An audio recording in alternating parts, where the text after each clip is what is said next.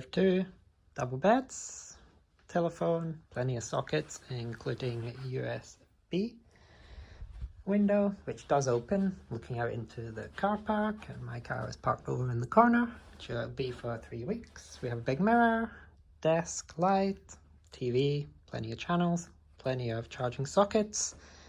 I guess there's a mini bar possibly. Nope, just some cupboards. So plenty of storage space, although we're only here for the 1 night. Big mirror. Fiona's not here yet, so you have me. Another luggage rack, some space. Tea and coffee, which she will be nice and happy with, and free water it appears. Cups. Toilet is standard, so you have a big bath, shower, free shampoo, conditioner and gels, plenty of towels, nice and clean, pretty much standard Hilton DoubleTree.